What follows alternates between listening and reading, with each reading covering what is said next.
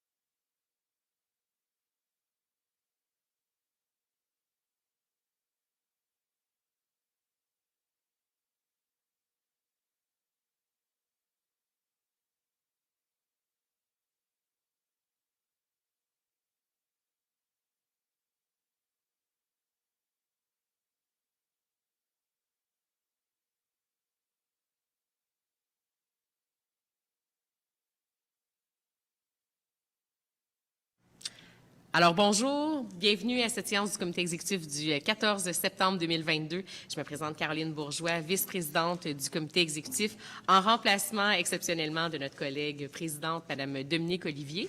Donc je tiens à saluer bien sûr mes collègues, mon collègue vice-président Benoît Doré, aussi le directeur général de la Ville de Montréal, Monsieur Serge Lamontagne. Bonjour. Et tous les collègues présents ici dans cette salle ou à distance. Alors, on commencera immédiatement la lecture de cet ordre du jour en 20.001, qui est d'octroyer à la firme Solotech un contrat d'un montant maximal de 64 361,86 $ pour la fourniture, le remplacement, l'installation et la mise en service d'un tableau indicateur d'aile à l'intersection Émile Journeau et Christophe Colomb. En 20.002, conclure une entente cadre avec la firme Axon Public Safety Canada, fournisseur unique pour l'acquisition d'armes à impulsion électrique. C'est adopté. En 20.003, accorder conformément à la loi un contrat Transvac Montréal-Laval pour les services de transport de neige dans 11 arrondissements d'une durée d'1 an. C'est adopté. En 20.004, autoriser une dépense additionnelle de 63 517,36 à titre de contingence pour la réalisation des travaux à la chapelle historique du Bon-Pasteur.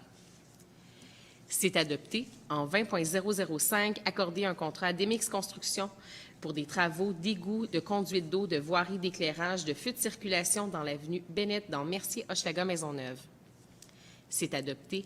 En 20.006, accorder un contrat à l'entreprise Construction Gamarco pour des travaux de mise aux normes de l'aréna du centre sportif de l'Art-Saint-Laurent dans l'arrondissement de La Salle. C'est adopté. En 20.007, accorder un contrat à la firme Constellio pour la fourniture de prestations de services pour l'intégration de la solution de gestion électronique des documents pour une période de 3 ans. C'est adopté. En 20.008, conclure 3 ententes cadres pour la fourniture de services professionnels de contrôleurs de chantier pour divers projets de la Direction de gestion des projets immobiliers avec GLT+. C'est adopté. En 20.009, conclure 4 ententes cadres avec les firmes Cima+, SNC-Lavalin, Stantec et WSP Canada pour des services professionnels en ingénierie relatifs à la réalisation de mandats et de conception dans le domaine des ouvrages d'art. C'est adopté. En 20.010, accorder un contrat à Cima+ pour des services professionnels en gestion de projet. C'est adopté. En 20.011, accorder un contrat de service professionnel au Centre d'écologie urbaine de Montréal pour accompagner la Ville de Montréal dans le déploiement de la seconde édition de son budget participatif. C'est adopté. En 20.012, approuver un projet de lettre d'engagement entre le Conseil des arts de Montréal et la Ville de Montréal pour un projet de résidence d'artistes au Planétarium Rio Tinto Alcan de l'automne 2022 à l'été 2023. Et je vais profiter de l'occasion et du chapeau aussi que j'ai de responsable au comité exécutif de Espace pour la vie pour vous parler donc d'une très, très belle collaboration entre Espace pour la vie et le Conseil des arts de Montréal, un projet de résidence d'artistes dans notre magnifique planétarium. Et je pense que c'est une belle fierté aussi qu'on puisse allier l'art, la culture, le savoir et la science dans le cadre d'un projet qui sera sélectionné par un jury et dont les citoyens pourront profiter là, dès décembre 2022 pour aller voir le résultat du projet sélectionné. Alors, nous sommes vraiment bien heureux de cette entente, comme je disais, qui met en valeur aussi nos installations à la Ville de Montréal. C'est adopté. En 20.013, approuver la signature d'une entente de confidentialité entre l'Autorité régionale de transport métropolitain, le ministère des Transports du Québec, la Société de transport de Montréal et la Ville de Montréal dans le cadre du projet structurant de transport collectif dans l'Est de Montréal. C'est adopté. En 20.015, accorder un soutien financier de 10 000 $ à Prix de la danse de Montréal pour la remise du Grand Prix de la danse de Montréal 2022. En 20.016, accorder un soutien financier d'un montant maximum et non récurrent de 1 500 000 $ à Startup Montréal pour réaliser son plan stratégique 2022-2025. Je crois le responsable du développement économique à la Ville de Montréal, M. Rabouin, c'est à vous. Merci, Madame la Présidente. Bonjour, chers collègues. En fait, j'interviens aujourd'hui sur le point 20.016, mais si vous le permettez, j'interviendrai aussi sur le point 20.017 et 40.004, qui sont tous des points où la Ville accorde une contribution financière pour soutenir les entreprises, les jeunes pousses émergentes, innovantes et en croissance à Montréal. Donc, je prends les points un par un. Le point 20.016, une contribution d'1,5 million de $ à l'organisme Startup Montréal. Startup Montréal, c'est un organisme qui est né de la fusion en 2022 entre Bonjour Startup Montréal et la Fondation Montréal Inc. Donc, on a mis les expertises, les ressources de 2 organisations ensemble qui ont travaillé à développer un plan stratégique qui a été élaboré afin de permettre de répondre aux défis les plus importants des jeunes pousses technologiques à Montréal en vue vraiment de renforcer notre positionnement dans ce créneau. Donc, toutes les actions de l'organisme visent à contribuer à soutenir les enjeux de croissance et d'internationalisation des entreprises, mais aussi à faire face aux défis de la rareté des talents, de l'accessibilité, aux ressources d'accompagnement et de financement pour les jeunes entreprises, la collaboration entre les acteurs de l'écosystème, la participation des grandes entreprises qui ont aussi un rôle à jouer pour soutenir nos petites jeunes pousses émergentes et aussi toute la connectivité internationale de Montréal. Donc, notre contribution d'1,5 million sur 3 ans s'inscrit dans un montage financier de plus de 7 millions de $, dont le gouvernement du Québec est aussi partie prenante. Pour le point 20.017, il s'agit d'une contribution de 1 890 000 pour soutenir des parcours de croissance. Donc, c'est des parcours entrepreneuriaux qui ont été mis en place par la Ville de Montréal dès 2015. Ces projets avaient comme objectif principal de soutenir la croissance des PME montréalaises. Donc, on soutient les entreprises lors de leur naissance, mais on veut aussi les accompagner pour qu'elles grandissent. Ce sont des parcours qui ont donné des résultats probants et qui sont très appréciés des entrepreneurs qui ont la chance d'y participer. Cette année, nous avons déterminé 3 thématiques de parcours et nous avons sélectionné les organismes mandataires, ceux qui vont accompagner les entrepreneurs, par appel à projet en collaboration avec Service Québec. L'École des entrepreneurs a été sélectionné pour mener 2 parcours. Le parcours croissance, qui va accompagner 30 entreprises qui font face à des enjeux de croissance afin d'assurer leur pérennité en développant les compétences entrepreneuriales des dirigeants. Et on leur confie aussi le mandat du parcours transition écologique, qui a comme objectif d'accompagner 20 entreprises qui souhaitent intégrer des pratiques de transition écologique. Et concrètement, elles vont devoir mettre en place des pratiques dans le cadre de leur participation au projet. Le 3e parcours, c'est le cabinet créatif qui a été confié à l'organisme La Piscine et ce projet a comme objectif d'accompagner 20 entreprises du secteur des industries créatives et culturelles dans leur démarche de commercialisation et de croissance à l'échelle internationale. Donc, on veut les accompagner pour qu'elles arrivent à proposer leur offre sur les marchés internationaux. Donc, je tiens aussi à souligner que les entreprises d'économie sociale sont toutes admissibles à chacun des parcours et que ces 3 parcours sont cofinancés par la Ville et Service Québec dans une optique d'arrimage de nos efforts. Le point 40.04, le dernier, vise à renflouer le programme de soutien à l'innovation ouverte. C'est un programme qui fonctionne très bien et qui met en relation d'affaires des jeunes pousses technologiques avec des grandes entreprises. Donc, ce programme permet à la fois à des jeunes pousses d'avoir leur premier contrat avec une grande entreprise et permet aux grandes entreprises de faire appel à l'innovation, l'expertise, l'agilité des petites entreprises émergentes. Donc, c'est un programme qui est très apprécié. Donc, au total, c'est 4,39 millions de dollars que nous nous apprêtons à voter aujourd'hui pour soutenir les PME émergentes et innovantes à Montréal. Et je rappelle que cette contribution est possible grâce à l'entente Réflexe Montréal conclue entre la Ville et le gouvernement du Québec. Alors, merci beaucoup, M. Rabouin. Alors, je suis convaincue que le point est bien sûr adopté en 20.016 et 20.017, donc ce que vous venez de nous parler aussi, d'accorder une contribution financière maximale et non récurrente de 1 890 000 $ sur 3 ans, dont 1 350 000 à l'École des entrepreneurs du Québec et 540 000 $ à la piscine pour la réalisation des projets sélectionnés dans le cadre de leur appel à proposition.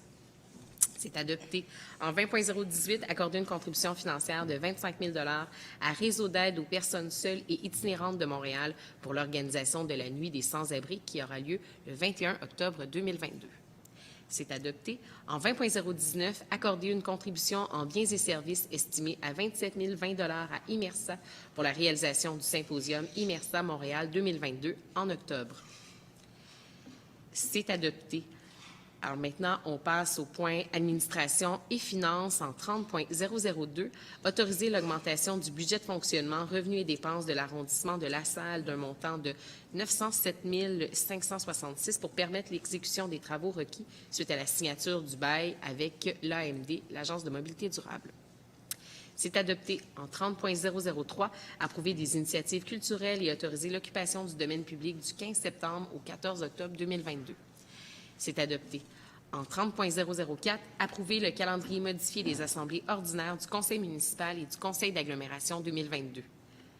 En 30.005, approuver le calendrier des assemblées ordinaires du Conseil municipal et du Conseil d'agglomération de l'année 2023.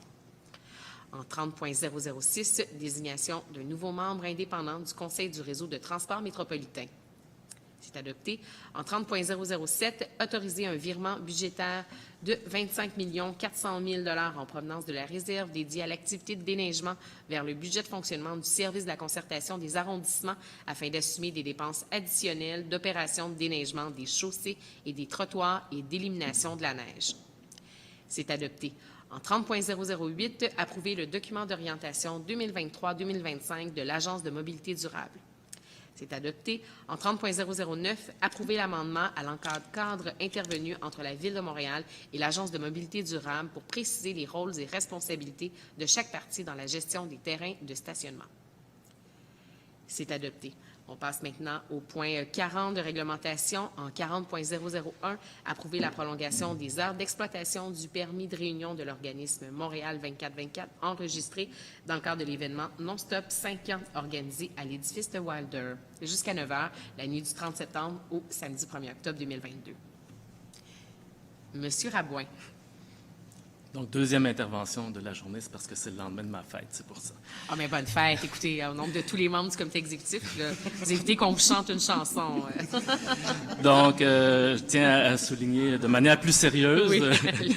que ce projet pilote, c'est le troisième projet pilote qui s'inscrit pleinement dans le cadre des travaux que nous menons actuellement en vue de l'élaboration de la politique de la vie économique nocturne que nous allons adopter en 2023. Donc, ce projet nous permettra d'alimenter en données et en observation les équipes chargées d'élaborer la politique de la vie économique nocturne. Et pour cet événement spécifique, comme ça a été fait à la Société des arts technologiques, Montréal 24/24 prévoit des mesures de mitigation pour favoriser la cohabitation, la santé et la sécurité, la cohabitation avec le voisinage, dont la présence de 15 agents de sécurité et la présence aussi du groupe de recherche en intervention psychosociale. Je profite de l'occasion pour souhaiter un joyeux et festif 5e anniversaire à Montréal 24/24, un organisme qui est partenaire de la Ville et qui œuvre pour que Montréal continue de rayonner de jour comme de nuit. Alors, merci beaucoup, M. Rabouin. Plusieurs anniversaires à souligner, donc celui-ci, le vôtre, et on apprend aussi que M. Norris, votre collègue du plateau Mont-Royal, c'était aussi sa fête qui vient de nous partager. Alors, merci, c'est adopté, et bon anniversaire à tous. Alors, en 40.002, édicter des ordonnances pour permettre sur le règlement des tarifs pour offrir aux détenteurs actuels un rabais de 10 sur le passeport Espace pour la vie durant la période de 45 à 22 jours avant son échéance et un rabais de 10 sur tous les achats de passeports Espace pour la vie du 20 au 30 novembre. C'est adopté. En 40.003, édicter une ordonnance sur le règlement des tarifs pour offrir gratuitement des locaux du planétarium Rio Tinto Alcan les 17, 18 et 19 octobre 2022 à Imersa pour la réalisation du symposium Imersa Montréal 2022. C'est adopté. En 40.004, adopter le règlement modifiant le règlement établissant le programme de subvention à l'innovation ouverte pour les entreprises émergentes en vue de bonifier de 1 million de dollars l'enveloppe du programme, favoriser son accessibilité et sa compréhension par les entreprises visées, ainsi que d'apporter certaines améliorations techniques. C'est adopté. En 40.006, adopter une résolution du Conseil municipal de Montréal désignant les immeubles sur lesquels le droit de préemption est exercé pour une durée de 10 ans et qui peuvent être ainsi acquis aux fins d'habitation.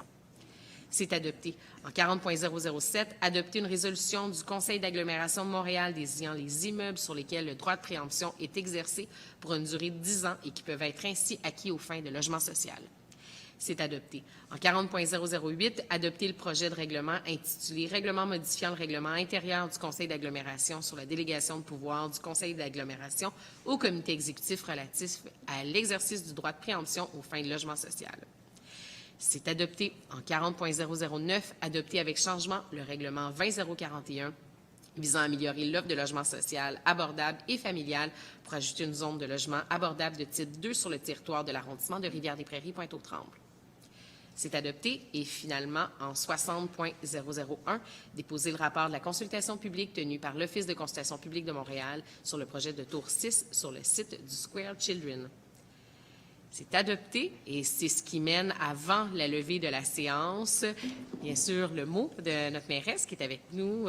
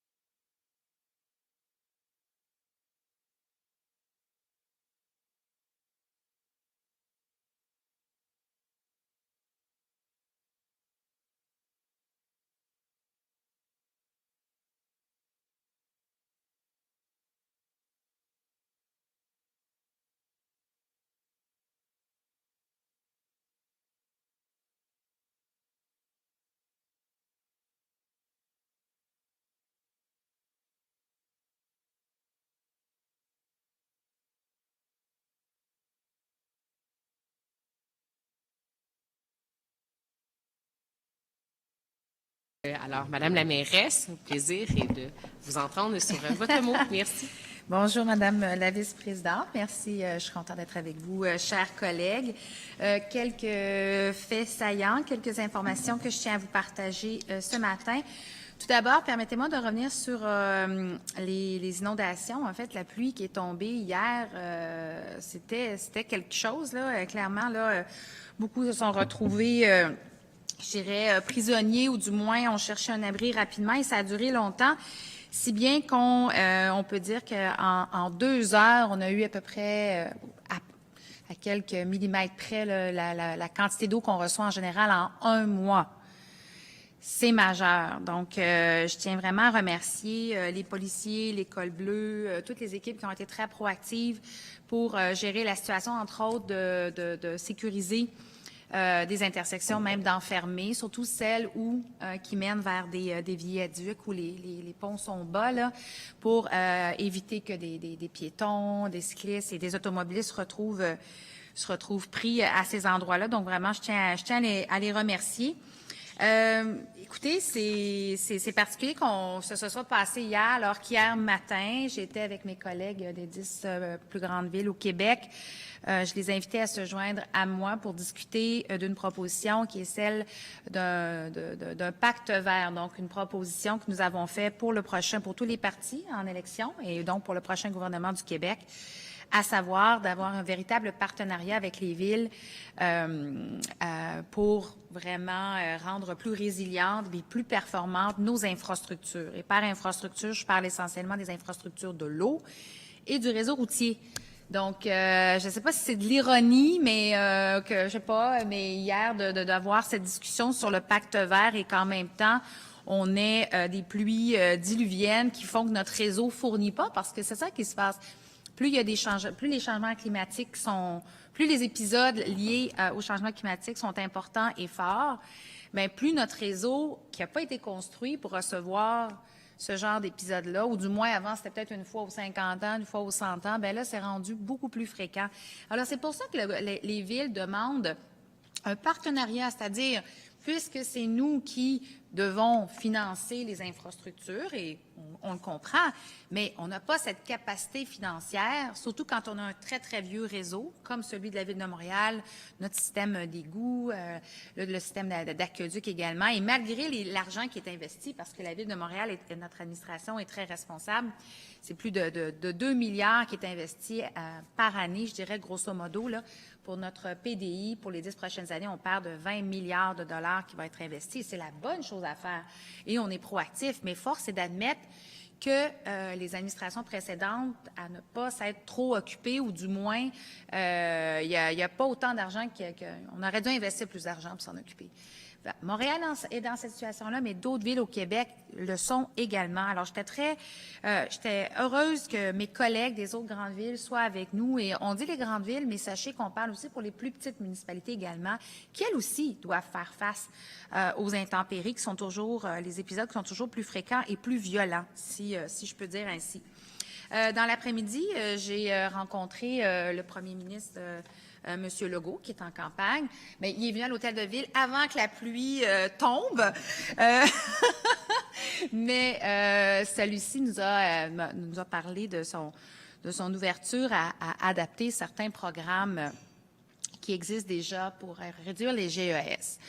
C'est très bien, c'est très bien. Nous, on est toujours ouverts. Ce qu'on veut, c'est, encore une fois, adapter notre territoire. Parce que, et c'est le message que j'ai porté à M. Legault hier, que je vais porter à tous les chefs de parti, c'est que c'est sur nos territoires que le monde vive les situations. Et c'est nous qui devons nous adapter. On est sur la ligne de front et c'est pour ça qu'on parle d'un partenariat. Puis on le sait après ça, quand les gens viennent nous voir dans nos conseils d'arrondissement, dans nos conseils de ville, qui nous parlent de drames humains qu'ils vivent, soit parce que, là, je généralise, mais soit à cause d'inondations, à cause des vagues de chaleur, à cause des grands vents, à cause des pluies diluviennes. C'est ça qui se passe. Alors, nous, on veut vraiment être un partenaire pour rendre nos équipements plus résilients. Et de cette proposition qui a été faite par le premier ministre, que j'accueille favorablement, je vais quand même continuer de me battre pour ce dossier-là parce que ce n'est pas normal que ce soit les villes qui assurent essentiellement l'adaptation de nos infrastructures à même la taxe foncière de nos citoyens et citoyennes, surtout quand plusieurs de ces infrastructures-là ont même un impact à la grandeur du Québec. Et mon exemple que j'utilise et qui pour moi est extrêmement pertinent est l'usine d'ozonation. J'en ai déjà parlé, mais l'usine d'ozonation, c'est un projet de 700 millions de dollars que la Ville de Montréal a décidé de mettre en place. Pourquoi?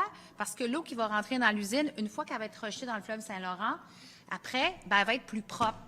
Alors, cette eau-là qui se rend jusqu'au fleuve, pas jusqu'au fleuve, jusqu'à l'océan, mais qui couvre toutes les villes autour du fleuve Saint-Laurent, mais aussi notre trésor national, le fleuve Saint-Laurent, on est en train d'y contribuer à vouloir le rendre plus propre. Est-ce que c'est normal à ce moment-là que ce soit seulement les Montréalais et les Montréalaises à même leurs taxes paient pour cette installation-là je le rappelle, de 700 millions de dollars? Alors nous, on veut être récompensés, on veut être considérés comme un véritable partenaire parce que cette usine d'ozonation-là, ça montre le leadership. Même si c'est pas notre eau autour nécessairement à Montréal, c'est bon pour le fleuve. Puis ce qui est bon pour le fleuve, c'est bon collectivement. Alors c'est vraiment dans cet esprit-là que nous allons continuer à faire nos représentations et que l'épisode d'hier, je le rappelle, démontre que c'est pas farfelu ce qu'on demande. Ce n'est pas déconnecté de la réalité. C'est ça, la réalité. C'est qu'on va devoir s'adapter de plus en plus et dans les villes, surtout dans les grandes villes, de par la quantité d'installations, de par l'âge de certaines de nos installations et parce qu'on dessert un grand bassin de population, on veut pouvoir rendre nos équipements plus résilients. Je tiens aussi... donc voilà, ça c'était pour hier. Ça a été une journée bien remplie, mais encore une fois, par rapport aux inondations, merci à tout le monde qui ont travaillé sur le dossier, qui continue d'être là. Je sais aussi que ça a été difficile pour bien des commerçants. On a reçu beaucoup d'appels. C'est toujours dramatique quand les entreprises... Quand la boutique ou le magasin se fait inonder, on sait que ça a un impact direct sur le chiffre d'affaires. Donc, bien sûr, nos services sont déployés. Même chose pour le métro, qui ont agi très, très rapidement. Mais ça aussi, ça montre bien que Montréal, c'est une ville particulière de par son statut de métropole et par ses équipements collectifs qu'on doit tous veiller à bien protéger. Alors, on ne lâchera pas. D'ailleurs, nous avons un débat cette semaine. L'UMQ, l'Union des municipalités du Québec, reçoit les différents chefs ce vendredi ici à Montréal. Je m'en réjouis et bien sûr, vous comprendrez que la question du pacte vert sera à l'ordre du jour. Un autre événement aussi difficile qui s'est produit, plusieurs événements en fait, là, c'est les attaques avec armes à feu, mais aussi avec armes blanches qui se sont produites dans 2 écoles de Montréal cette semaine. Je l'ai dit à plusieurs reprises, chaque épisode est inacceptable, n'a pas sa place dans nos rues, dans notre ville, mais c'est sûr que c'est d'autant plus troublant quand ça implique des jeunes.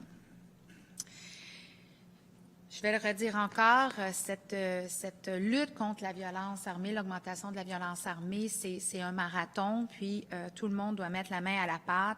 Heureusement, le travail se fait, le travail sur le terrain se fait, la collaboration, elle est présente. Quand je parle des différents partenaires, je parle bien sûr de la Ville, le SPVM, le milieu communautaire, le milieu scolaire, puis aussi les autres paliers de gouvernement. Vous le savez, on a réussi, on est allé chercher une somme d'argent supplémentaire auprès du gouvernement du Québec pour augmenter les effectifs et soutenir EMIS. Pour moi, ça, c'est une excellente nouvelle et c'était absolument nécessaire. Et je remercie le gouvernement du Québec de soutenir la stratégie de Montréal, notre plan d'action pour diminuer ou du moins enrayer ultimement la violence armée à Montréal. Mais bien sûr, le message que je compte apporter pour le gouvernement fédéral qui, lui, doit, bannir les armes de poing que je dirais légales et évidemment de contrôler le trafic d'armes illégales. C'est absolument important. Donc, chacun a son rôle à jouer. Et pour nous, à la Ville de Montréal, le modèle montréalais qu'on a mis de l'avant, je le répète toujours, c'est basé sur 3 axes. Le premier qui est sur les groupes criminalisés, le deuxième sur le trafic d'armes et le troisième, la prévention. La prévention est absolument essentielle Et on a toujours choisi de mettre les jeunes au centre de notre démarche de prévention. C'est eux qui nous ont dit qu'ils souhaitaient être au cœur de cette démarche-là. C'est ce qu'ils nous ont dit lors du forum qu'on a tenu en janvier dernier. Et de là, il y a plusieurs actions qui ont été mises de l'avant. Il y en a plusieurs qui vont venir également. Mais celle dont je souhaite vous parler, qui émane de ce forum-là, il y a eu d'autres éléments, mais celui-là, c'est l'équipe multidisciplinaire de l'équipe école dont j'ai brièvement parlé hier. Qu'est-ce que c'est l'équipe école? Bien, c'est vraiment une équipe d'intervention, comme je disais, multidisciplinaire, mise en place par le SPVM, mais qui va être une équipe de policiers, mais également de civils, pour vraiment faciliter la collaboration, l'échange d'informations, l'intervention directe dans les milieux scolaires, autour des milieux scolaires, dans les milieux de vie, parce qu'autour des écoles, on le sait, souvent, il y a le centre communautaire, il y a le terrain de jeu. Donc, on veut vraiment continuer d'être très, très présent. Tous les détails vont vous être dévoilés demain par le SPVM, qui, bien sûr, pilote ce projet, mais on est convaincu que ce projet-là, comme bien d'autres, encore une fois, s'inscrit en ligne directe avec cette volonté de travailler avec celles et ceux qui sont clairement interpellés par les groupes criminalisés, ça c'est clair, et de pouvoir assurer à nos jeunes d'avoir un milieu de vie stimulant puis un milieu de vie sécuritaire. Pour nous, ça fait partie de la solution. On pense vraiment que c'est une approche, comme je disais, quand on parlait du marathon, il y a des actions qui sont faites au jour le jour, entre autres par le SPVM, mais il ne faut pas négliger l'aspect de prévention, autant via, par exemple, EMIS, mais aussi dans nos milieux de vie. Donc, le SPVM, le service de police de la Ville de Montréal, sera là demain ou du moins pourra vous donner plus de détails, et j'en profite bien sûr pour les remercier d'avoir mis ce projet-là en place. Parce que ça démontre leur volonté de travailler à tous les niveaux, dont la prévention, parce que le SPVM est aussi impliqué dans la prévention. Dernier dossier, mais non le moindre, c'est celui du recyclage. J'aimerais ça juste faire le point là, sur des informations qui ont circulé ce matin concernant le centre de tri de la Chine et l'opérateur qui s'appelle Ricova. Tout d'abord, je tiens à rassurer les Montréalais et les Montréalaises que la collecte du recyclage, c'est un service essentiel et que pour nous, c'est essentiel, fait que ça continue et tout est mis en œuvre vraiment pour assurer la continuité des opérations à la Chine. On a constaté que les matières s'accumulaient depuis quelques semaines au centre de tri de la Chine, entre autres parce que Ricova n'arrive pas à écouler les ballots sur le marché de l'exportation comme le prévoit son modèle d'affaires. Alors, l'entreprise a récemment formulé à la Ville une menace de fermeture d'usine et vous comprendrez que pour nous, c'est non. On ne peut pas avoir un bris de service en matière de collecte du recyclage. Alors, il est important pour nous d'agir promptement et face à cette menace-là, les avocats de la Ville ont signifié à Ricova la volonté de la Ville de résilier son contrat au centre de tri de la Chine et de confier la gestion de ce centre à un nouvel opérateur. Les discussions actuellement vont bon train entre les deux parties et les signaux nous indiquent que Ricova va accepter de collaborer à la réussite de la transition, parce que c'est de ça dont il est question, d'une transition. La décision va être soumise au comité exécutif dans les prochains jours et pour des raisons évidentes, je ne vais pas rentrer plus dans les détails, mais je peux vous assurer de notre volonté, comme je disais, d'assurer la collecte, mais également la gestion des matières une fois qu'elles sont dans nos usines. Alors, sur ce, je vous souhaite une très belle journée et puis on se voit, non pas la semaine prochaine, parce que c'est le conseil municipal, n'est-ce pas? Donc, mais nous serons au conseil municipal. Voilà. Merci, Monsieur le Président.